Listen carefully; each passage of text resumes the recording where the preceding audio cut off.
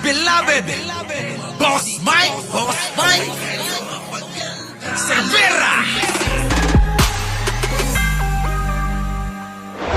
Nako po, mga kababayan ko. Oo, si Baste Duterte, mga kababayan. Oo. Eh, di ho ba mga kababayan kung inyong maalala, magalaw-galaw lang ganun. Baby, kasi kahit Yan. ipatong ko, hindi magalaw pa. So ngayon mga kababayan, eto na nga. Kung maalala nyo, si Ramil Madriaga ay ikinento yung sinasabi ni Digong patungkol kay Pulong at kay Baste.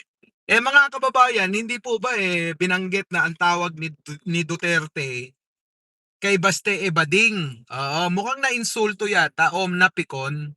Mukhang napikon po si Baste Duterte sa sinabing ni Ramil Madriaga o kwento ni Ramil Madriaga na sinasabi tawag ni Duterte matanda kay Baste bading, bakla. Manu nyo pa, ganun, ano po. Ganun ho yung mga bakla, di ba?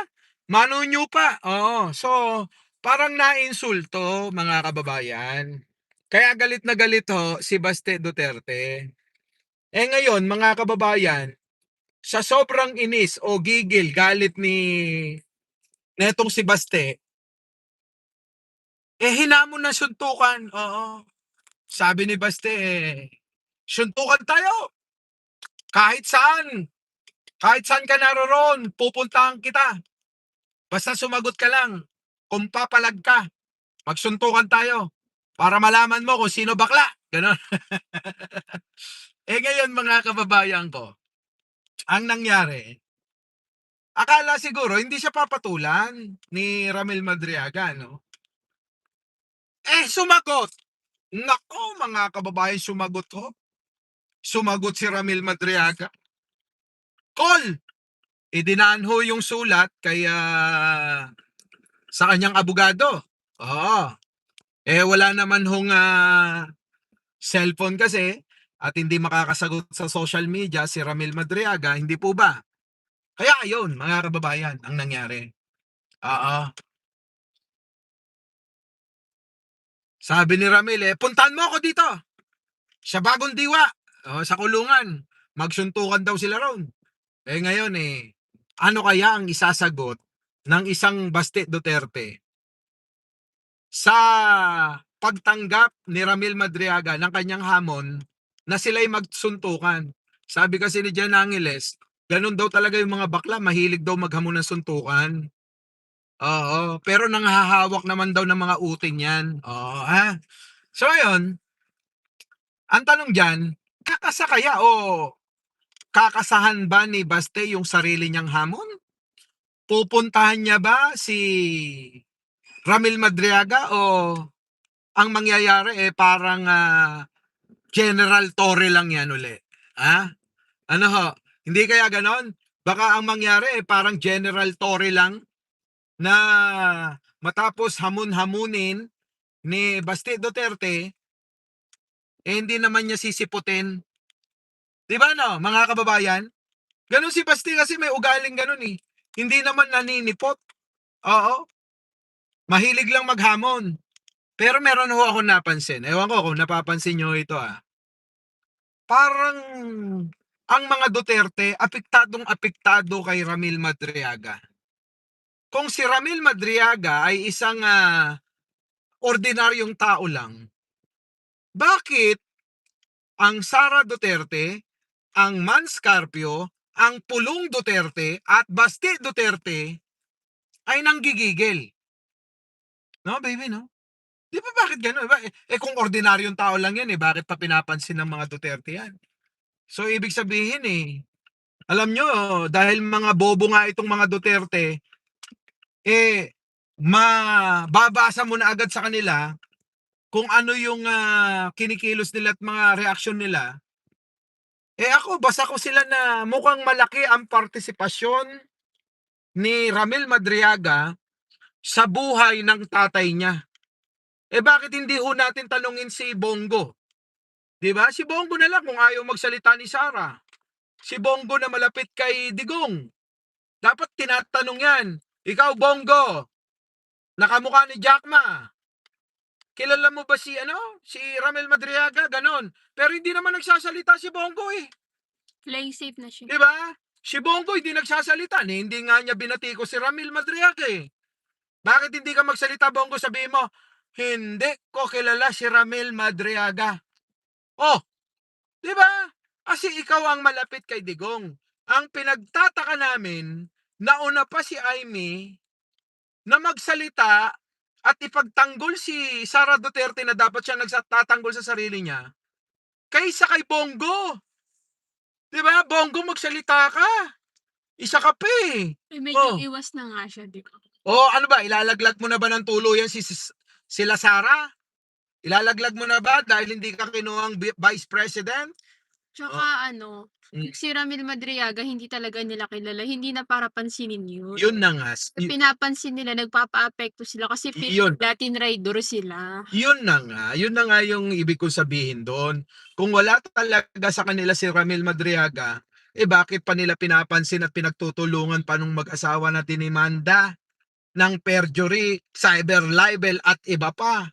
Kung wala talagang bilang si Ramil Madriaga sa buhay nila. Kaya nga, kung meron man magpapatotoo dahil yung matandang Duterte ayaw na nga rin magpakita sa ICI court o ICC court. Si Bongo na lang dapat sumagot. Bongo, sumagot ka. Sabihin mo kung ano ba totoo kay Ramil Madriaga o natatakot ka rin kay Ramil Madriaga na baka idamay ka. Kinang-ina mo Nagpapaka-play safe na yun si Bongo. Oh, 'di ba? Baka takot na baka idamay siya ni Ramil Madriaga. Kaya siguro nananahimik na lang. Pero kasi kung meron man talagang tatanungin, yung malapit sa tatay niya. Sino ba malapit sa tatay niya? Si Bongo. Bongo, kilala mo ba si Ramil Madriaga? Bongo, nakikita mo ba talaga siya? Bongo, pukinang ina mo. Ganon. 'Di ba? Tama ba mga kababayan ko? Ang init. Kasi alam nyo, ako malakas ang pakiramdam ko. Mukhang totoo talaga yung sinasabi ni Ramil Madriaga eh. O ngayon, eto, mga kababayan ko.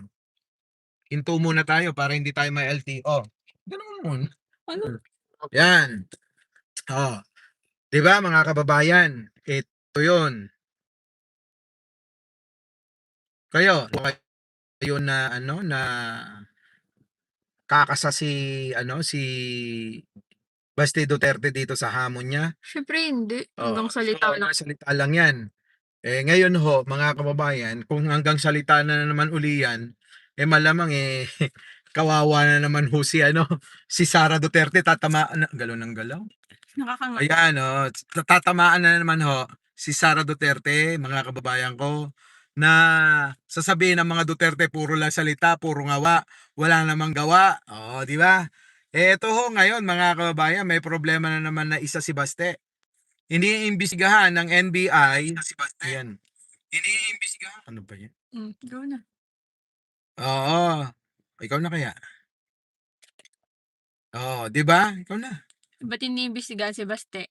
Kasi nga parang nagbanta daw si Baste na pupugutan niya ng ulo si Pangulong Bongbong. Ulo lang. Oo. Dapat sila nakakasuhan na yun. baka mamaya nga naman kasi baka sabihin niya ano bang ulo yung sinasabi nyo? Bakit? Isa lang ba ang ulo ni Pangulong Bongbong Marcos? Dalawa yun. Malay nyo naman kung ang gusto kong ulo yung nasa baba niya. Di ba nga sabi nga ng tatay niya, bading siya. Baka naman titi ni Pangulo ang gusto ni Duterte, ay ni Baste. Di ba? Baka lang naman. Di ba? Kasi dalawa ang ulo Cellular. di ba? Tama ba mga kababayan? Sorry naman Di ba? Ano daw? Kaya nga inano ko yung account ko kasi pag yan English. Pakinggan. Kasi yung aking mga kababayan, tinatranslate ko talaga sa English. Kasi yun ako NBI, wag na kayong mag-abala.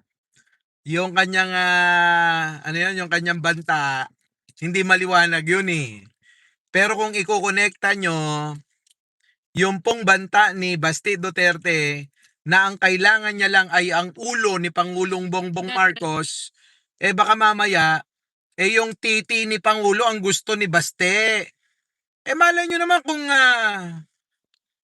totoo yung sinasabi ni Madriaga. Malay nyo, kung totoo isipin nyo, kung totoo yung sinasabi ni Ramil Madriaga na sinasabi ng tatay niya na si Rodrigo Duterte na bading, bakla, badap, di ba? Bading, bakla, badap, si Basti Duterte, baka ang idahilan sa NBI pag nag-imbestiga, hay nako, hindi naman yung ulo sa ibaba ang gusto ko. Gusto kong isubo, wala na. Kung gano'n, di ba? Tapos na, ending na ang end na ang kaso. Kapag ka ganun ho ang usapan, ulo pala sa baba ang gusto niya. Tama, mali? Lumabas ho kasi kami. Kasi nag-crave ho siya ng lechon. Kumain siya sa pingping. Tapos, nag-crave sa kinilaw na tanigi. Doon lang ho meron nun eh. Tsaka yung Preto. pritong tilapia na Batangas, yung kulay itim. Oo. Masarap po yun sa toyo kalamansi. So yun yung aming naging lunch. Ngayon, bigay ho ni Marites Musni. Di ba mga kababayan ko? So yun mga kababayan. Ilang minutes na ba tayo? Ano mga? 11 pa lang. Ay, shoutout mo, ilan ba? Meron 3 nanonood? Ilan ba? 700. Shoutout po sa lahat po ng 7,000 na nanonood. Opo. Nangangalay kaya pala. Nangangalalay. Nangangalalay. Nangangalay. Nangangalay. Opo, nangangalalay.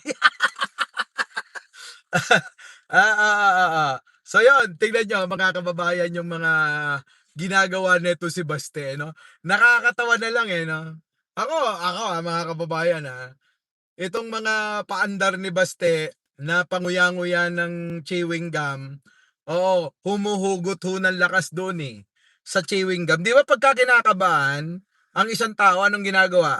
Kung hindi nagyoyosi, ngata ng chewing gum.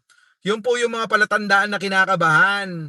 Yung nagpapakalalaki si Baste, kahit alam niya naman sa sarili niya na, ay, Barbie! Di ba? Yun mga kababayan. Siyempre, kinakabahan siya, paano kaya ako magpapakalalaki? Hindi nga ako lalaki. So, kinakabahan ako, nervyos ako. Gaganon-ganon yun, di ba? So, kaya, ngata ng chewing gum, hindi naman makapagyosi sa loob ng Club Pilipino yun. Yung Club Pilipino doon sa kanto ng kondo. Doon sa may tapat ng 7-Eleven.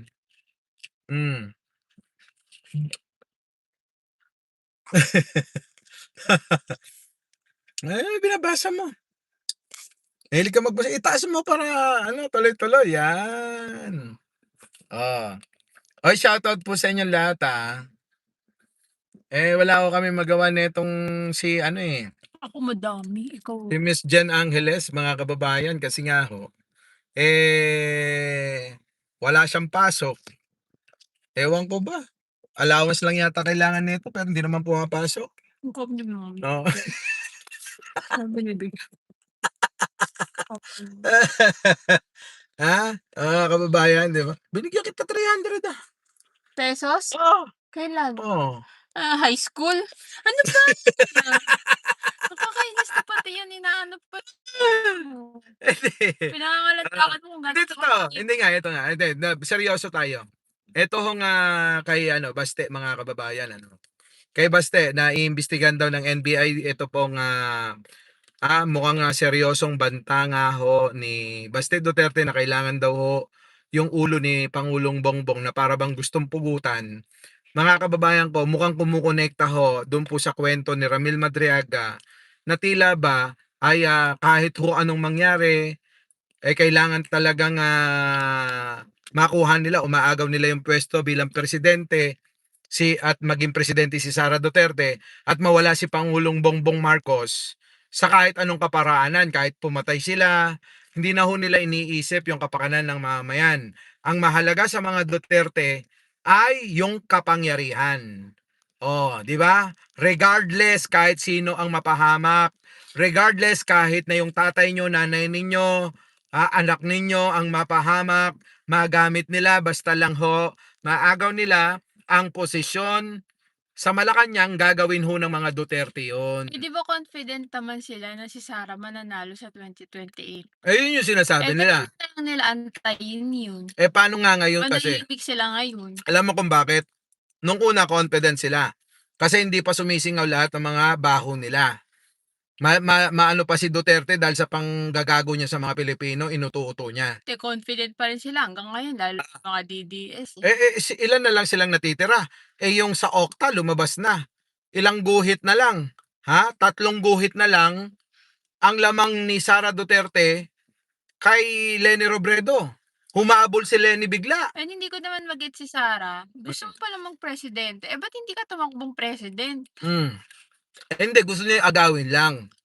Una, kaya ayaw niyang Jan Angeles. Gusto niya galing sa agaw, hindi na panalo. Paano mananalo nga? Kasi sa agaw, hindi siya makikipagdebate. Kapag ka-eleksyon, makikipagdebate siya. Nabisto na nga yung kahinaan ni Sara. Ito na nga, pinagmamalaki niya yung 80 yung grado niya. Sa bar niya, 80. Mataas yun. Niya yun? Pinagmamalaki niya. Ang tanong ko, sa mga DDS na nandito, kayo mismo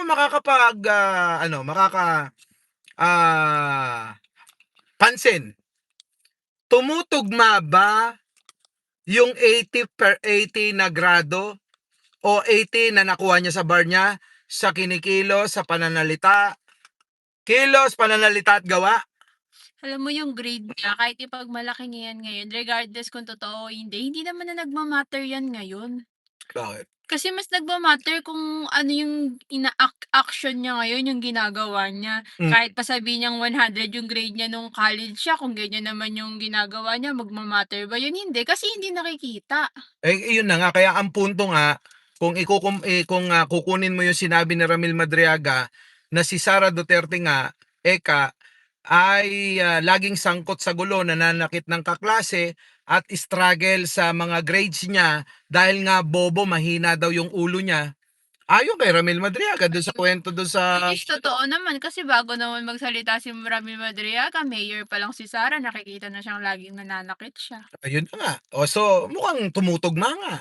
So paano natin masasabi na totoo talaga yung 80 na grado niya sa bar niya? Kaya nga din yun na kailangan patunayan kung totoo hindi yun, 'di ba, nagmamahal. Siguro may maiyabang lang. Alam mo naman si Sara.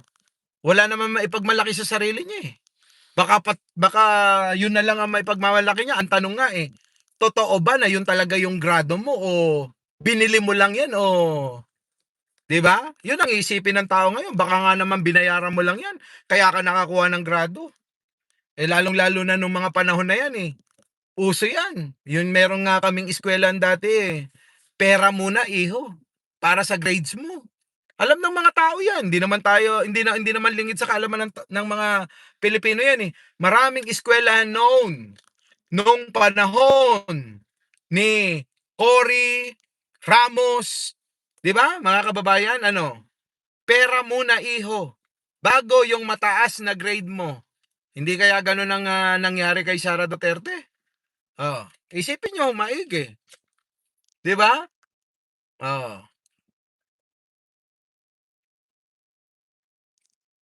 Bulag ka daw, ba't di mo nakikita ang kalagayan ng mga Pilipino? Dapat itanong nyo kay Sara Duterte yan.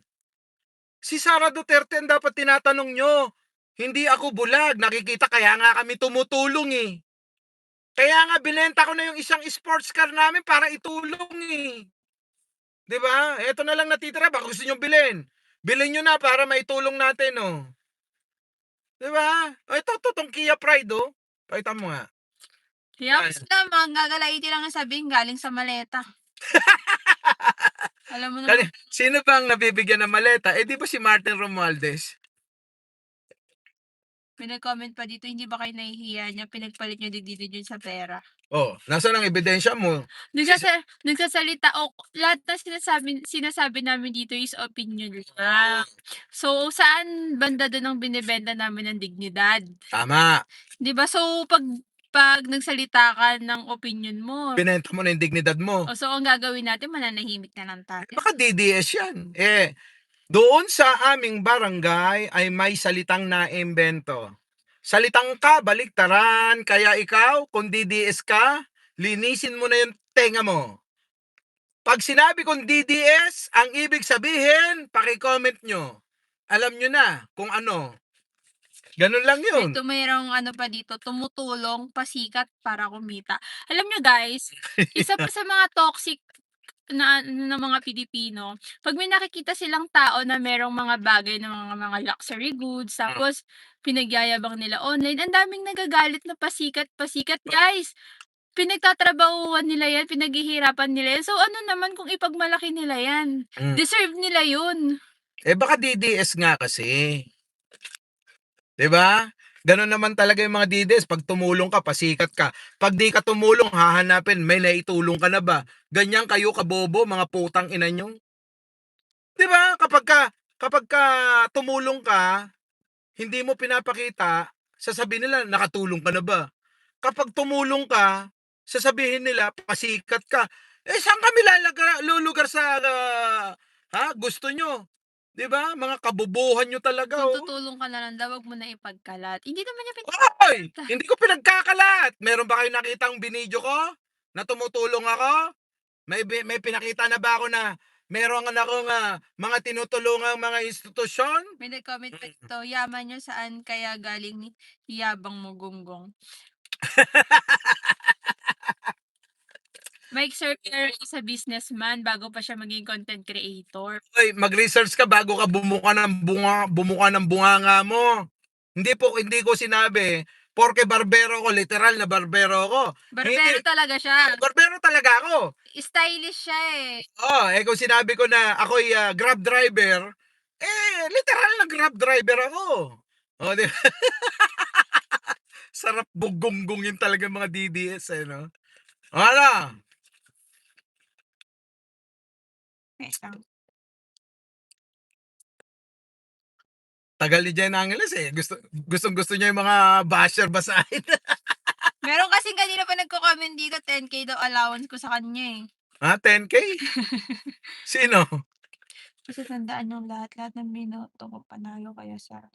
Sabi nag-comment dito, basta tandaan yung lahat ng binoto ko panalo kaya Sara ako. Di manahimik ka.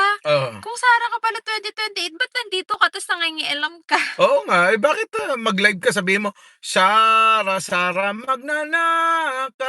magnanakaw si Sara, katulad ni Martin. Yung mga, alam mo, notice ko sa mga to kadalasan sa mga DDS. Bobo. Yung mga, hindi na, sige, makommon na yun eh. Common na, lagi na nilang naririnig ang bobo, purga na sila dad. Pero nanonotice ko lang sa mga DDS, yung mga tabas ng dila nila, yung mga words na ginagamit nila is pare-parehas. Oh. One time, chinek ko yung account ni Boss Mike, yung spam message request. Puro mura. Like, putang ina mo, gago ka. Oy, kupal. Puro ganun, no? Oo. Uniform lahat. Grabe, sabi ko, Mm. wala, pag talaga DDS, alam mo na, no, kahit hindi nila sabing DDS sila, basta may words ka lang na mababasa galing sa kanila, alam mo na DDS sila. Taka na ganyan yung mga natututunan nyo sa... Syempre magmamana kay Baste, tsaka kay Sara, tsaka kay Pulong. Yan yung mga idol nila. Si Digong Verdugo. Si Pulong, maniniyot ng mga pokpok. Si Baste, manunupa. Si Kitty, Bold Star. Ano yan? Yan yung mga idol nyo. Ewan ko sa inyo. Anyways, ilang minuto na ba to? May 25 minutes na ba? Magwa 1K na bis. Yaman na yan natatay. Ay, kita-kita tayo mamaya mga after mga 30 minutes. Magla-live ako sa studio para tuloy-tuloy na ho yung biyahe namin. Kasi nga syempre mahirap naman na naka-live tayo. Tapos nagda-drive ako. Buti na lang may tagahawak tayo ng ano no, ng cellphone para makapagsalita ako kaya lang mas maigi talaga nakahinto. So paano mga kababayan ko? Kita-kita na lang ho tayo. Mamaya, pauwi na rin ho kami. Doon na natin ituloy itong conversation natin. O mga DDS, iniimbitahan namin kayo na mag-comment mamaya doon. Iabante nyo yung mga pinaglalaban ninyo. Hindi, kahit wag na.